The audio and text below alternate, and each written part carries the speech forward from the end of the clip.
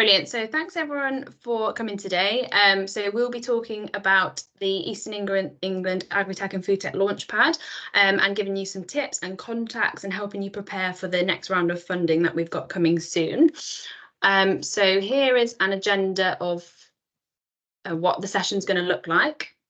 So if at any point we've got a good chunk of time for Q&A at the end, so please put any questions you have in the Q&A box, and then we'll try and get to all of them at the end. If we don't get to them, we'll follow up by email and make sure your question's answered. So the webinar is currently being recorded, and we will be sharing this recording afterwards. So please don't say anything that you wouldn't want to be kind of posted publicly. And we'll also share the slides as well. So you have everyone's contact details, all the links that are in there. So I'll kick off and I'm going to just introduce you to the Launchpad, and then we'll get going from there. So Innovate UK have this new Launchpad programme, and it's slightly different to their normal national scale funding, and they're looking at localised funding to support innovation clusters, to support these emerging innovation clusters all across different sectors. And the key thing here is that it's developed with local leaders, so the likes of Greater Lincolnshire and the partners that we're working with for this Launchpad, so it can be tailored to what our local businesses need and where our strengths are. So each of the Launchpads has up to 7.5 million funding, and this is a map of where they've been awarded. So you can see they're all in different kinds of sectors in different regions, and they're different sizes as well. And then the one that we're talking to you about today is the Agri-Tech and Food Tech in Eastern England. So this is being developed in partnership with Greater Lincolnshire, so us who are running the event today. And it was New Anglia, but now Norfolk and Suffolk County Council, and then the Cambridgeshire and Peterborough Combined Authority as well. So when we're saying Eastern England, we mean that 4-county region. And really, as a group with Innovate UK, our aims were to, these 4 aims on the screen. So we really want to engage more businesses in innovation activities. And we understand that innovation can be risky, which is why there's the funding there to support you on that journey. We really want to strengthen some of the relationships we have within the region. So we've got some brilliant people doing brilliant things. And so with a call like this, we hope to be able to create more links, allow people to form new partnerships that they maybe wouldn't have done before. And then this should hopefully help us create future high quality bids. So when there are future rounds of funding, whether that Innovate UK or different kinds of funding, to really help the community within this region understand how to create those good bids, and also to attract people from outside the region to work with partners within the region. So there are kind of the key aims for that. So when we say the Eastern England cluster, we mean these regions. And previously in 2021, we came together to kind of create an innovation prospectus for the region. So we've already got some good links between the areas, but this is a very important cluster for the UK food chain. So we've highlighted some kind of stats here that show just how much food and produce that this region produces and how important it is to the UK. So there's a huge, and we produce a huge amount of crops, and there's a huge amount of seafood processing. There is a huge amount of jobs, which has a really big impact on the local economy. So this Eastern England region really impacts everywhere, and so we really want to see how we can drive innovation to kind of increase sustainability of the food production, or to reduce food waste, or to increase the competitiveness of our region. We also have 6 out of 17 of the National Food Enterprise Zones.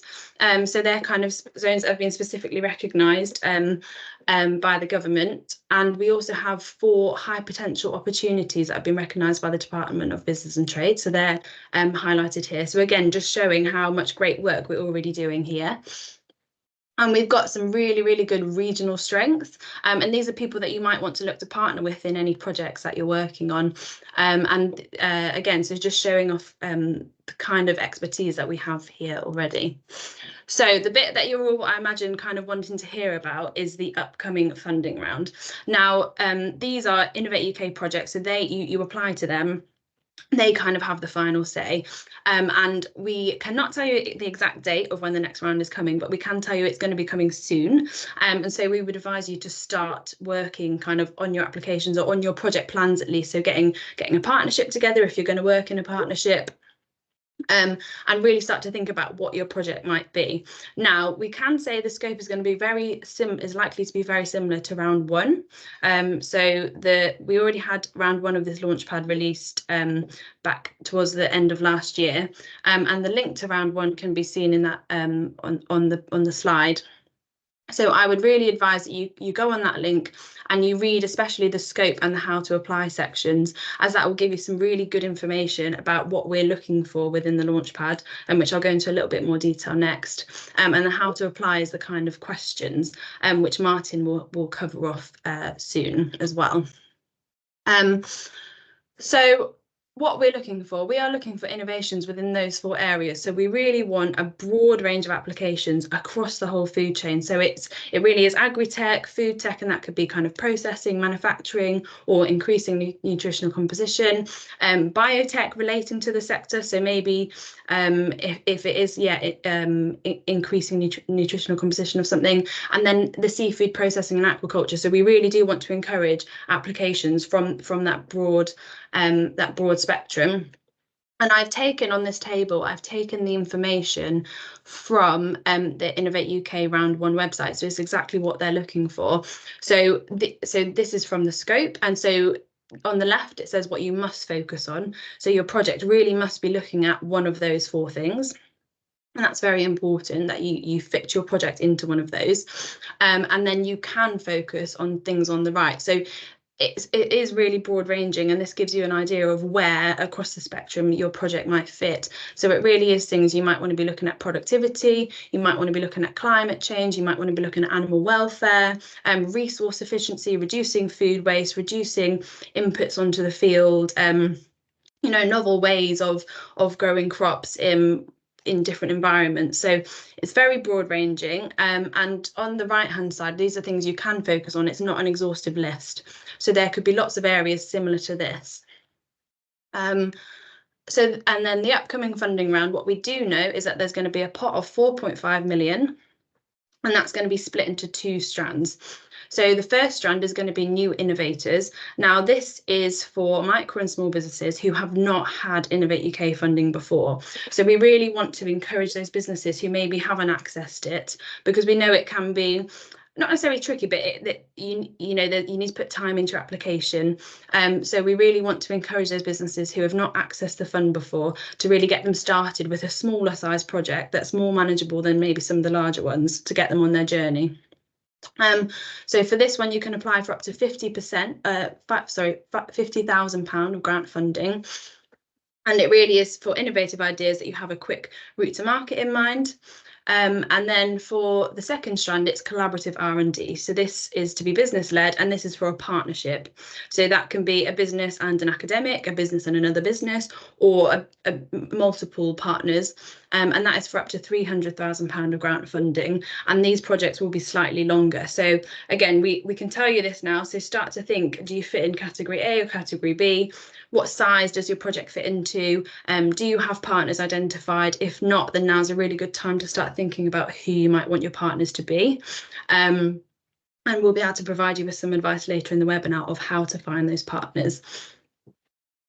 And so some regional contacts. So obviously this is more of a Lincolnshire focused webinar. However, if you are looking to contact people further afield, if you want to see if there are any partners in the Norfolk, Suffolk or Cambridgeshire area, these people, you're welcome to contact them. And they'll be able to help you, as well as some of our Innovate UK colleagues as well. So please do reach out to them. And see how they can help you. It might be with another business, or it might be with an academic partner, some expertise that might exist in Norfolk, for example, that we don't have in Lincolnshire. So yeah, please do start to reach out to these people and think about how your project might fit into the scope. So now I'm going to pass on to Martin Collison, who's going to talk you through in a little bit more detail about the application process and some advice as someone who's been through it a lot before. Martin. Thank you, Effie, and you'll move my slides on, I believe. So next slide, please. So my background is very mixed, but I think probably the key thing to say is I've been involved in the grant process for well over 25 years now, bid for lots of different grants at lots of different levels, but I've also been on the other side. I've helped to design some of the programs and I've been an assessor. And what I'm going to reflect on is some of the learning that has really come out of that process over the last 25 years as to what I think works. Next slide, please. So what I'm going to do is two bits really. First, run through a list of 10 sort of key points, if you like, that cut across all types of grants, and then actually look at some of the questions. I think the critical thing, and Effie's already said this, is start as early as you can. We know that there is going to be another round, but we don't know when yet, but it's going to be very soon. But the sooner you start to put your bid together, to assemble your ideas, the greater your chance of success. So don't wait until that call goes live before you start the process. Start now. Next slide, please. Two things as well around funding. Firstly, don't chase grants. If it's not the right grant for you, don't try and go for it. Actually read the scope, make sure it aligns with you. If it's not the right grant, take advice, because there may well be other types of grants that you could access. If you do have a clear idea and the funding aligns, then actually be prepared to put some time and some serious amount of time in really into the whole of the process itself. It does take time to put a really good bid together. The competition is high and the threshold now tends to be higher than it was a few years ago because people become used to the system. So you do need to score well, and to score well, you actually need to put time in. A last minute, a weak bid really doesn't succeed. Takes a lot of time, but you won't succeed. Next slide, please. It is important to read the scope and then read it again. There is lots of detail within it, and you also need to make sure, and I'll look at this when I look at the questions, you need to make sure that you answer every subpart of every question. On some of the questions, there are a lot of subparts, and the weak answers tend to only focus on 2 or 3 of them. The good answers actually answer all of those subparts of the questions. All of the questions are important because you have to score well really across the board. What I tend to find when I'm reading bids is that most of them are very good on what the project itself is. What they're less good on are some of the process bits, things like the project plan, the Gantt chart, the risk, the value for money. But you do need to score well on those questions as well. And if you don't know how to do that, then take advice. And at the end, we will talk a bit more about the advice question. Next slide, please. It's also important that you do some of the basics. Don't assume that the assessor will know your technology or your market. So explain it in very clear terms that a layperson really could understand. The assessors will know about the farming and the food chain and the fish sector, but they won't know the detail of really every aspect of it. So actually be very clear about the way you describe your market and the way you describe the tech and the way that really all of those things fit together. Also proofread from an assessor point of view. Of course, we accept that people will have some typos, but if there's lots of typos, then it looks sloppy. It doesn't look as though you've really put the time in and you've done a good job on the bid. And that sort of colours really the judgment that many of the assessors will make. And ensure some consistency. The other thing that we tend to find is that people will put things in staffing that are then not reflected in things like the finance part of the bid. So make sure that the costs align with the things that you said that you'll do, the staffing that you'll use, and those types of issues. And include some detail. Actually spell out some of the detail so that it's clear that you've thought about it. You've thought about how the whole thing really fits together. We're also not looking for flowery prose. And so if you need to use lists, if you need to use lots of punctuation and some bullet points, do that. This is not Shakespeare. We're not trying to write a novel. It is about trying to convey ideas in a limited number of words. Next slide, please. And one of the key things on that is to explain where some of your numbers have come from. And so if you're explaining the scale of the market, what really gives you lots of confidence within the bid as an assessor is if they spell out not only the scale of the market that they expect, but how they've reached that number. Gives a lot more confidence than simply saying, we think within 2 years' time, our sales are going to be X. Okay, where did that come from? Was it simply a guess? Have you thought about it? So actually give a bit of that detail, because it really gives you confidence that it's been thought about. A really important thing is to build in some time, both to check with your partners that they are happy with the bid and to get some feedback from them. But also, please do not leave it until just before the deadline to try to submit. Submit, I would suggest, at least a day in advance. You can update it, but if you miss the deadline, it becomes much, much more challenging, of course, because you're then not within the system. And everybody has IT problems. Everybody just misses the date or the time. Don't do that. Submit one day before and update if you need to. Next slide, please. And finally, take advice. There is lots of advice, and today we will talk about some of that advice and introduce you to some of the people that can provide that. There are consultancies out there that write bids. Be very, very careful if you go down that road. Not all of them are as good as they claim. Some of them, and I'm a consultant, but some of them simply do it on the numbers of bids that they write. And so they are simply looking to earn money. If you actually take advice from the other types of sources of advice that are there, all of which are free, most people will not need somebody to help them write the bid.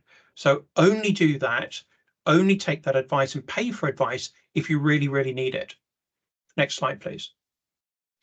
What I'm going to do is then just sort of outline a few thoughts about what we want to see within the bid. I think the first thing is, when you're reading bids, you actually want to see some spark. Now, to me, this means that it is important really for the business. You set out the strategy. Why is this important for your business, for the product, for the market?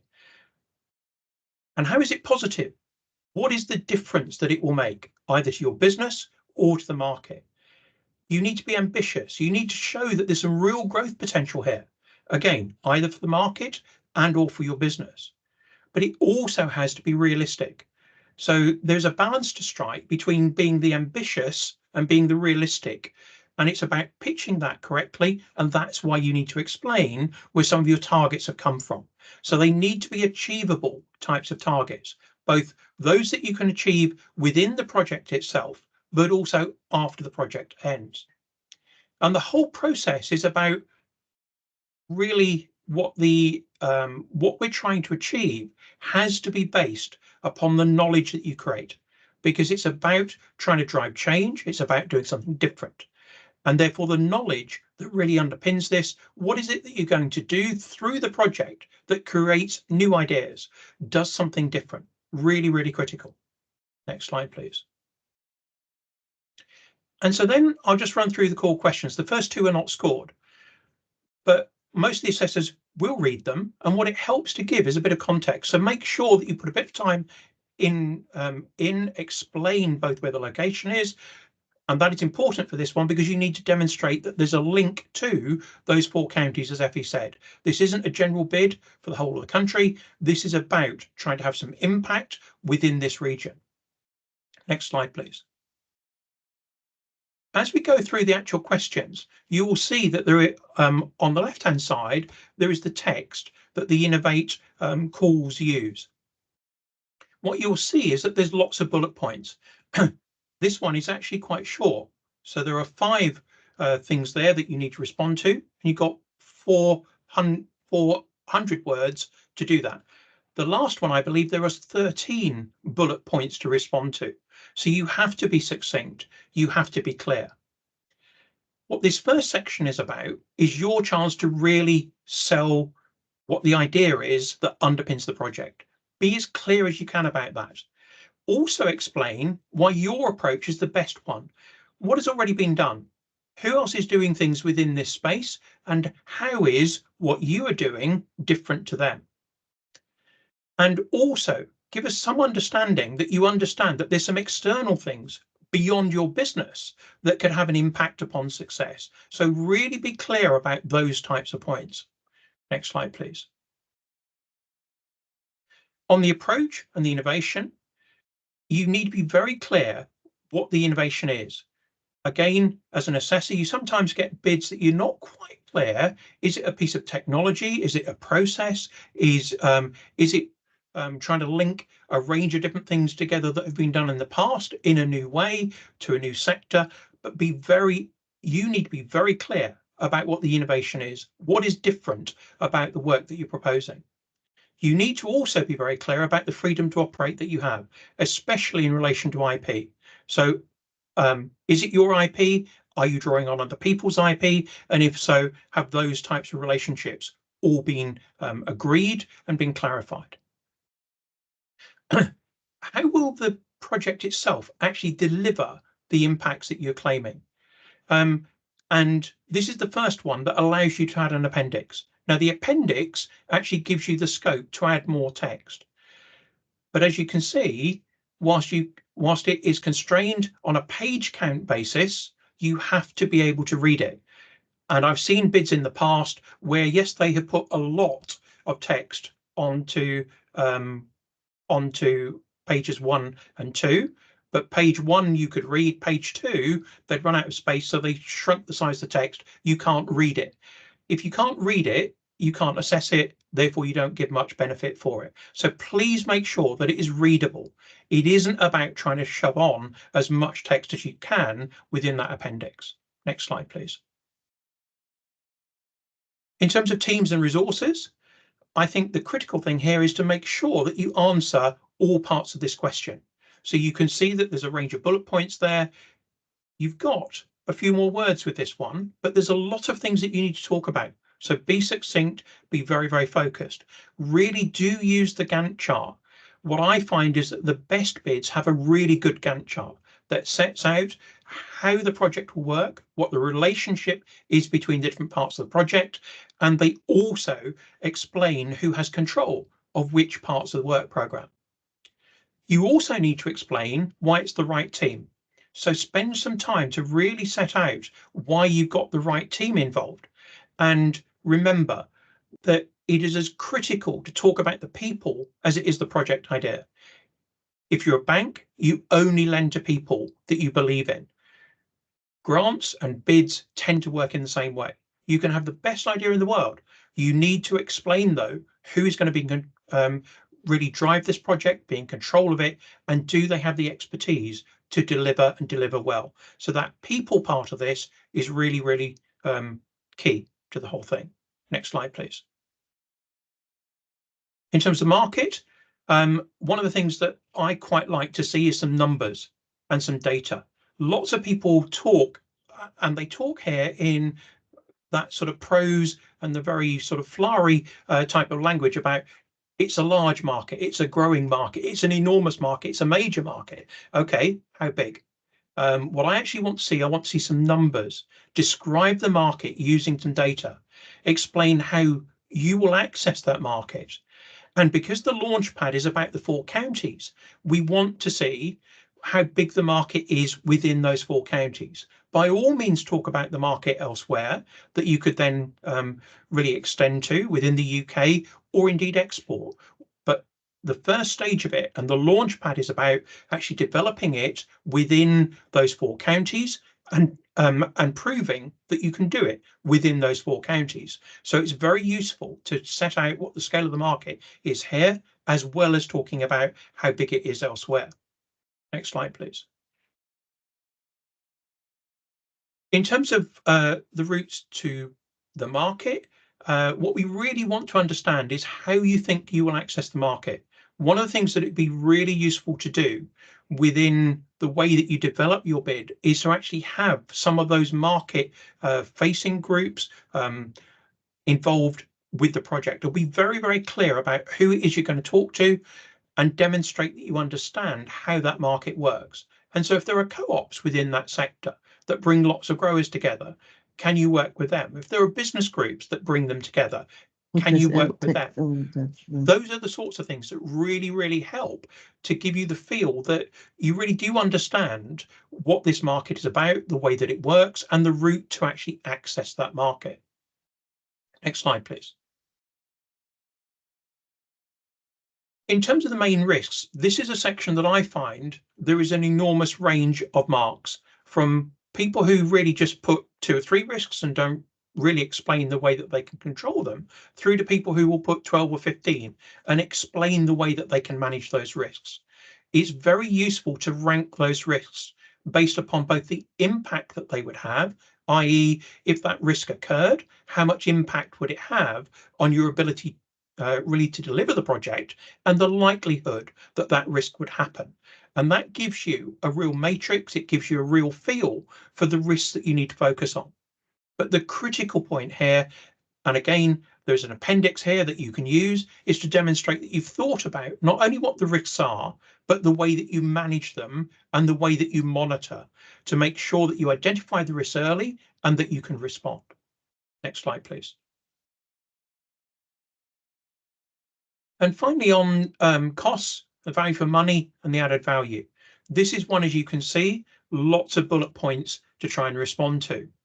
The critical points to me really within this are to ensure, again, that consistency, to ensure that the finances in this section tie back to what you've said about staffing. I read one bid last year where there were 5 staff that were described, but only 2 of them had costs attached to them. So how were the other 3 going to be funded? It wasn't clear. Now, I wasn't clear whether that was match funding, whether they were people that had just said that they'd put their time in. Ensure that consistency. So really, from the assessor point of view, it's clear that you've thought about it. Again, if you can give a breakdown of the costs, explain the way that you've calculated some of them, again, it gives that confidence. It shows that you've thought about it and you haven't just plucked the figures from the air. You also need to explain why you need the funding. And it isn't really enough to just say because you need it or because you want it. You've actually got to explain what it would do. Will it allow you to do more, to do it faster, to bring in extra partners, achieve more within the market? What really is the difference that the funding would make compared to what you can do without the funding? And the last question, what will happen if there's no funding? This is always a tricky question to answer, and I know that. The answer you don't want to give is I would do exactly the same as I would do with funding, because if you do that, why would anybody want to give you any funding? So the trick with that is to explain really those points about the added value that comes with funding.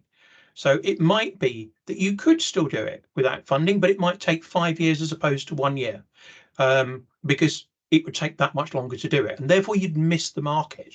So it's all about really trying to be clear in this section about what the benefit really of the funding is in terms of what it allows you to do. Next slide, please.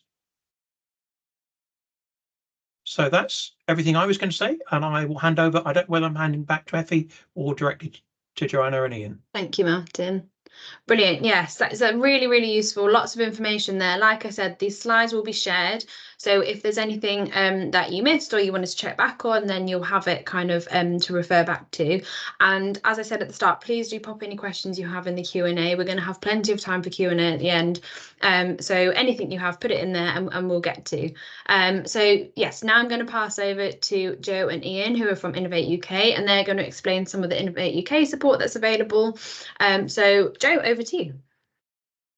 Great, thanks, Effie, and some fantastic advice there from Martin. So you're all really getting a proper head start on this Launchpad, which is great. Next slide, please. So I'm here to tell you about the free support, that is free support for Launchpad applicants from myself and Ian. I'm from Innovate UK Business Connect, formerly KTN, as Martin said, and Ian is from Innovate UK Business Growth. Next slide, please.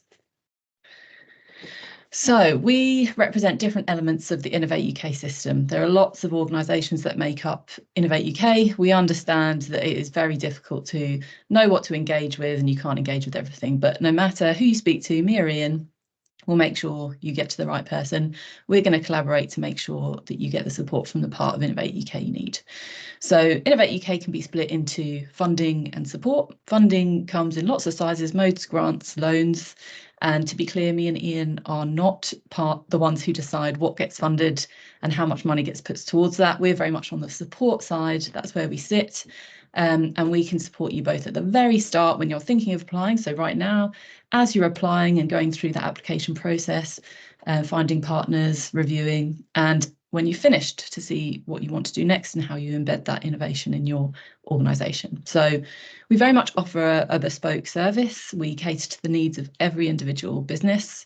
The first step for us is often understanding your background, your expertise, what your business needs are. So you'll be speaking with experts who will have an awareness of your sector. They'll understand the challenges that you're facing on a day-to-day and long term. If you want to draw a line between the two, connect and growth, so you might go to connect where you're looking for sort of deep sector expertise and connections that shape your research project and support you in finding partners. You might go to growth when you want specific strategy around growth, scaling and commercialisation and how to embed that new innovation in your business. So both organisations have got experts and tools and are well connected, so we'll make sure you get the right people. Next slide. So I'm going to talk specifically about Business Connect in the agri-food team. That's where I sit. And we have, as I say, deep sector expertise in the agri-food team. Connect also has sector expertise and teams in things like computing, health, and all those types of stuff. So if you're looking for cross-sector connections in your project, we can help you with that too. So mine and Ian's interest here is really about getting more high quality applications into these to access both public and private funding, to progress those much needed innovations to solve key sector issues. So specifically talking about Business Connect, yeah, we've got expertise across livestock, aquaculture, crops and the food supply chain, both from a research background, commercial background, consultancy background, and there are a few of us who grew up on farms as well. Next slide, please.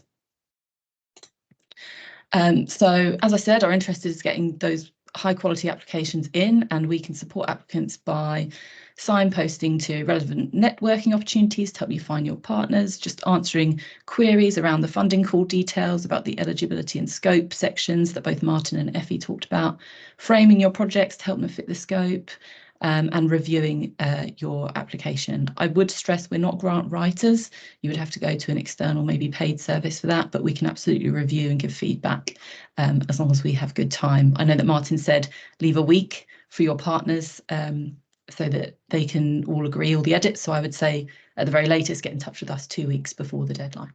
Next slide, please. So to give you an example of how Business Connect has helped somebody in their innovation journey, to give you an example, start of a startup SME, you might have heard of Breeder. So Breeder is an app which allows farmers to track their animals and optimise decision making and boost productivity. So we actually introduced Breeder to Anglia, which is one of the Europe's largest lamb processors, and that helped to accelerate the development of that app. We supported this partnership and facilitated those meetings to help them develop very much a collaborative work programme for their innovation project, and they won a share of over £300,000.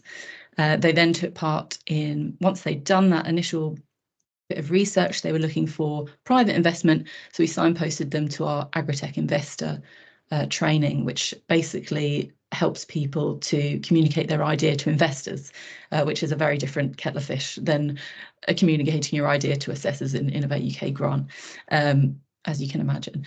And they successfully raised 2 million of private investment on the back of that training. And then we helped them win an additional grant to progress further as part of the Transforming Food Production Programme, 3.6 million. And they're still working with us. So they grew from 20 employees, from 2 employees to over 20, and now they have 1,500 people using their app. So it just gives you an idea of how we can help you along your innovation journey over a number of years. Next slide. So just so you put faces to names, this is the agri-food team at Business Connect. We've all got specialisms in different areas. So basically I'm saying just drop us a line. I'm going to work with Ian from Business Growth. So we've got sector specialism as well as business growth expertise at your fingertips. So I'll hand over to Ian, who talk a little bit more about business growth. Great. Thank you, Jo. Good morning, everybody. So I'm Ian Everley from Innovate UK Business Growth. I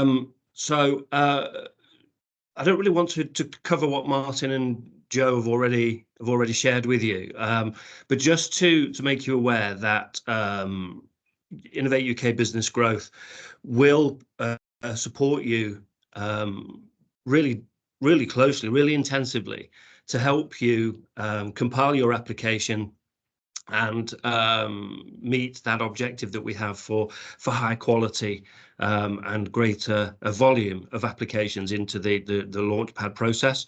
So if you choose to engage with us, and as Joanne has already mentioned, your entry point into us is through either of us, we will collaborate and offer you that one-to-one tailored wraparound support. So you will be allocated an innovation and growth specialist, a real person who will help you and will peer review your applications and will help you to navigate your way through the excellent advice that Martin and Joe have already provided. Next slide, please, Effie. So just to summarise, the top 3 things to consider when applying. Answer the question. Second one is answer the question. And the third one is answer the question. So review Martin's superb summary. Please make sure you comply with it, and then engage with the Innovate UK support that myself and Joanna will be delighted to help you with. What that wraparound support will offer is a before, a during, and an after engagement. So that initial scoping before application. So really, does your innovation meet the competition scope? Martin's covered it in a lot more detail. During the application process, a peer review. So feedback for your draft applications to make sure that you do have an engaged individual, an invested individual in supporting you to make the very best application that you can. And then afterwards, if you are a successful applicant, you will be then supported post-award for delivery of the innovation that you have that you've applied for, and that's alongside your monitoring officer.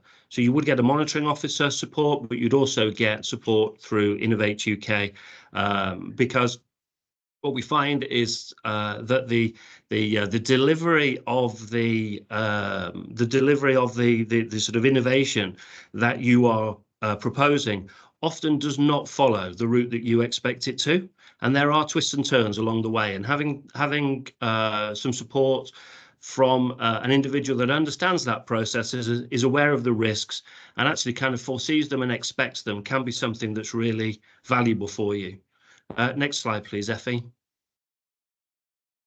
So there are some relevant resources that are available to you now. Effie, I think, is going to circulate the slides, so I won't go through them now, but please, just to praise them, make yourself aware of them. If you would like to access them, then please sign up for the newsletters, watch the webinars, engage with Joanna and myself, and we will help you with this, with engagement with this huge sort of innovation ecosystem that we have, that often can be opaque to those that are unfamiliar with it. Next slide, please, Effie. So yeah, to sum up, please just have a conversation with us. The only thing that we ask is that you knock on the door, make yourself visible, engage with us, and we will help you as much as we possibly can. We have a huge array of resources within our organisations and within Innovate UK that we can access. We have incredible specialists. We have in terms of sector specialists, we have incredible specialists in terms of the innovation process, and they are there to help you. And the service is completely free. So what's stopping you, I think, is the question you need to ask yourselves. Thank you. That concludes my contribution for the day, or for the morning. Thank you, Effie. Perfect. Thank you, Ian, and thank you, Joe. So yeah, like they say, please do get in touch, and get in touch sooner rather than later. Really good resources for you to use, really good support. We do also have, so I'm now going to talk you through some local funding opportunity, well, local support opportunities, sorry. So they can, if you find potentially that grant funding maybe isn't the way for you, and you've got a project that you want to develop, but you need some help accessing potentially different funding, then I'm going to highlight a few opportunities for you. And we've also got representatives from these support agencies if you have questions. So again, please put any questions in the Q&A. We'll come to those soon. So I'm just going to run through these now. So we have Business Lincolnshire. And their growth hub, and I think we've got Jeff online if you have any questions. So this is support that's provided for businesses in West Lindsey, Lincoln, South Kesteven, North Kesteven and Rutland, and these are the kinds of things they do. So they can provide general business advice, so that really can be it doesn't necessarily have to be related to grants or related to innovation, but there's lots of business advice. They can refer you on to specialists, so sectoral specialists, and they'll if you sign up to kind of their mailing list and stuff, they'll keep you abreast of any local events that are going on. They can connect you to other people. There's all sorts they can do. So and it's all taken on kind of a one-to-one basis as well. So if you are in those regions and you have any queries and you want to get to know, so we've got, for example, Paul Ward is also on the call, and he's an agriculture and horticulture advisor within this space. So Paul would be happy to help you. So please do get in touch with Paul if that's the kind of thing you just want general business advice. You've got an idea, you're not sure where to turn to. These people can absolutely help you. And we've got similar for the South East Lincolnshire Councils Partnership. So that's for businesses in South Holland, Boston and East Lindsey. So they have 2 programmes that are running to, again, provide that business support. So they have Advice for Growth. So they've got funded advisors who can help you out in all different types of specialists. So they can provide you with kind of business action plans. They can help you with that list there is really comprehensive. So anything within your business that you need support with, they can help there. And again, this is all free advice. So please do get in touch with them. And we've got Trudy on the call again if you've got any questions later on. And they're also offering grants. So there are some grants for different for some capital grants and some revenue grants. So it might be that these grants might link into then an Innovate UK funded project as well. So again, speak to these people, see what's available for you. It's all taken on a case-by-case basis. So again, similar to the advice that the Innovate UK team gave you, just get in touch with them, see what they can do for you. If there's nothing they can do for you now, there might be something they can do for you, in a few months. So it's good just to have them in your address book, and then for them to have you in their address book as well, because you never know when they're out and about speaking to people who you might want to get in touch with. So yeah, definitely reach out to these people.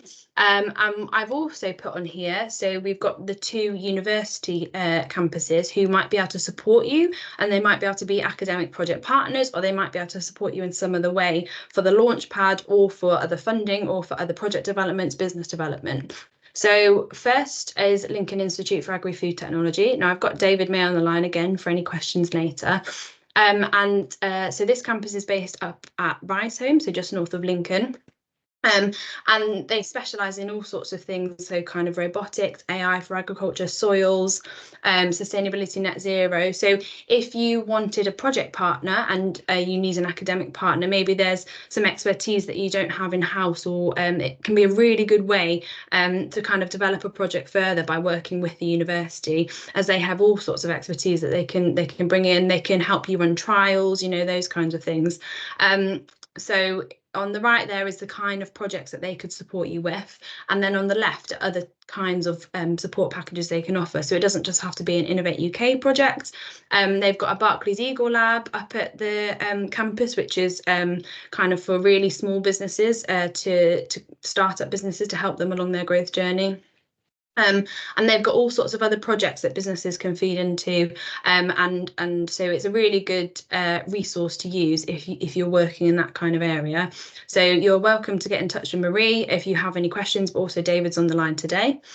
And then we've got the National Centre for Food Manufacturing. So they're based down in Holbeach, and they are, again, areas of work is on the right. So you can see the kind of things that they're working on. So it's the food manufacturing, processing, all sorts of kind of robotics and automation within the factory, shelf life, looking at microbiology of a food product, if you're maybe want to change an ingredient but need to check your shelf life and things like that.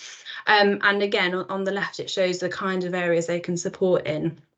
So there's lots of different training opportunities here as well. So I would absolutely get in touch with these people if you think you want an academic partner for the Launchpad, but also if you want some other areas of support. Again, really good people to have in your address book and vice versa, just to get that networking going. So when future opportunities come up, you know who to get in touch with.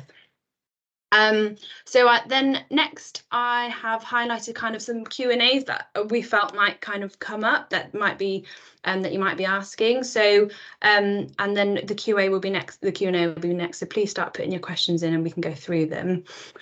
So unsuccessful projects and resubmission. So we have had this clarified with Innovate UK. You are allowed to resubmit into the Launchpad, into the coming round. And again, we recommend speaking with an advisor because you will have feedback from a unsuccessful submission. So it's really how we can work that feedback into this new submission.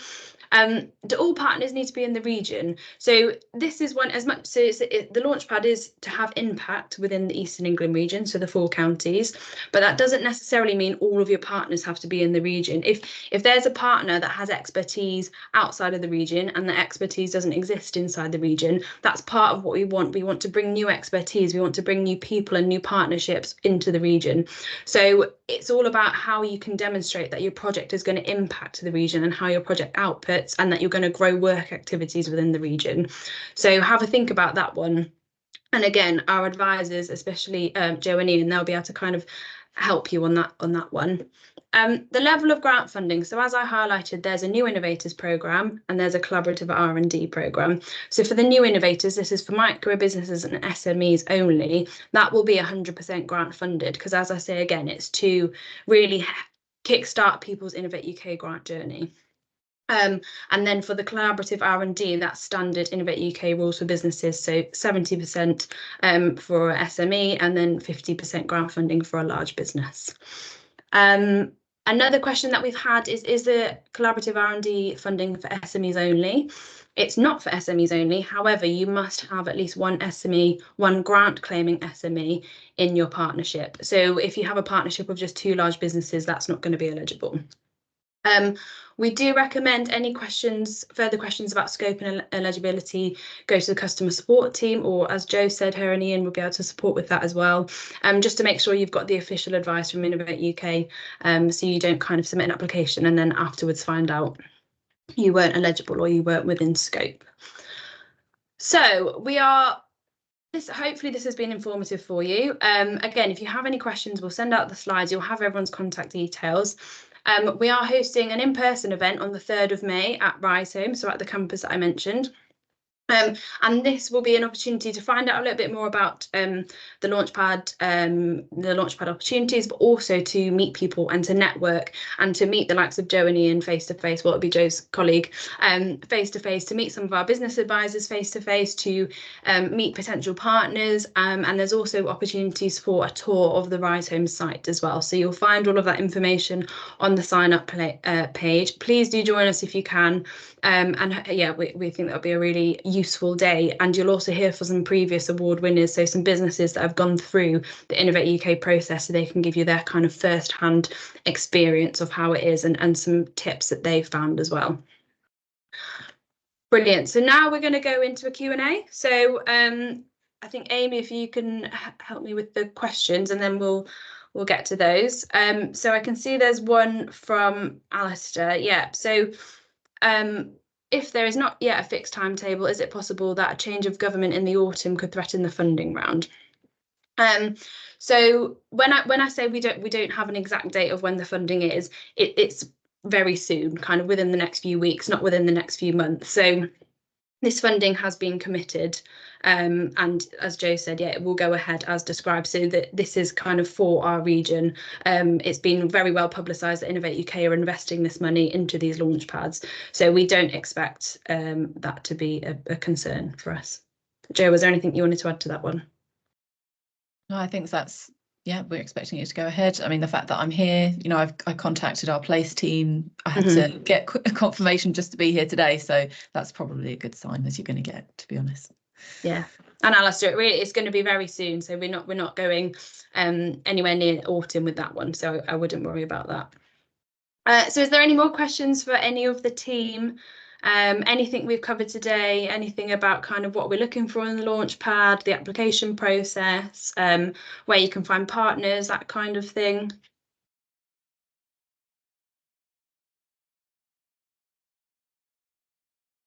We'll give it a second, see if any more come through. But I guess the presenters that I've got, is there any other comments you wanted to say while we're seeing if any more questions come through? I was gonna, well, I know there's about 34 on the call, isn't there? I would be keen to know, if you can pop in the comments, what people are most worried about in applying. What would be a reason for you not to apply, for example? That would just be interesting to know, to have a look at after. But yeah, I think you had a fantastic summary from Martin. And as Ian said, the first step is to get in contact with one of us. My advice would be, if you can give us a non-competitive summary of what your research idea is, basically on what problem you're solving and what your solution is, just those two things, that would really help us to signpost you to the right people at the first instance. Brilliant, thank you, Jo. Yeah, I agree that have we got something in the chat there? Yes, from Alistair. The bid sounds like a degree thesis and extremely daunting for a small SME. I can totally understand that. I mean, I know it says 400 words per question. There is absolutely no prerequisite that you've got to fill those 400 words. What the assessor, and I'm sure Martin will be able to come in on this, what the assessor is wanting to see is a clear, concise answer to describe what you're doing. It's more as much of an exercise in communicating your idea to the assessor as it is demonstrating why your idea is important and impactful. And between the people that you've got on the call today, you've got plenty of support in how to structure that answer in a way that you can explain as best you can to the assessor. Martin, I don't know if you had any. Yeah, I think what I would add, both being somebody who's had to write bids but also been on the other side as an assessor, is 400 words sounds a lot. It isn't a lot. It is less than 1 page of A4. So actually, if there are 6 or 7 different things to answer, actually you're only writing 50 words for each of the bullet points that you're trying to respond to. So it isn't long. It is succinct. It's focused. If you answer the questions, it's amazingly fast at getting up to the target in terms of the word count. And I think the challenge most people will have is getting it down to the word count, not finding enough to write. But I do agree. What we're really looking for is we're looking for a clarity in the bid. You don't need to fill the word count. In terms of the appendices, where you can add more detail. Again, what a lot of people use within those, they use tables and they use diagrams, because it's about the way that you communicate, and it's the clarity of that communication, so that from an assessor's viewpoint, you're explaining very, very clearly what it is you want to do, how it's going to work, what the risks are, how the process is going to work month by month. It is those sorts of things. Now, you can do that with tables, with bullet pointed lists. It doesn't need to be Shakespeare and prose. And I think, if I may, just to add to that, a reason for engaging with Joanna and myself and the Innovate UK support team is that, please bear in mind that we deal with dozens across our teams. It would be hundreds of these applications every year, and have done for a number of years. So we're very used to supporting SMEs, particularly those that are applying for the first time, through this process that you raise, Alistair, that we understand is a potential barrier to application. And really, you've touched on, one of the key things why the Innovate UK support team was so keen to be here today, to offer you the services that we have, because we do recognise that the process is challenging, but actually it should be challenging. It's public money for innovation. So we are here to help you navigate through that sort of opportunity and see it as a positive rather than see it as a negative, which is why we say the first thing to do really is engage with us. If you are thinking of applying, please engage with us earlier rather than later, and we will handhold you metaphorically through that process to help you submit the very best application that you possibly can. understanding that you as the SME, as the business, have all of the technical knowledge around your innovation and what it is that you are applying for. We have the knowledge and the ability to then wrap around insight around the process, connections into key resources that may help you to be able to flesh out certain areas of challenge within your application. So please, make use of that resource. Joanna? Yeah, thanks, Ian. I would just also add to that, if you're collaborating with people on this project, there is an expectation that they're going to help you with the application as well. I mean, it's meant that's what collaboration is, right? They're going to have some ideas and some expertise to put into the actual project description itself. So do lean on your partners and ask them to draft maybe 1 or 2 questions. Yeah, so it shouldn't be done completely in isolation if it's one of the collaborative projects. Brilliant. Thank you all for that really useful advice. So if we don't have any more questions, then I think we'll draw the webinar to a close. As I said, we will share the slides afterwards, and we'll share links to sign up to the in-person event on the 3rd of May. And we will also be able to share with this list when the information about the call does go live, we'll be able to share it with you as soon as we have that. So any questions, please feel free to email any of us. We'll all be happy to help. And thank you all so much for attending, and hopefully we'll see some of you on the 3rd of May. Brilliant. Thanks, Effie. Thank you. Thank you.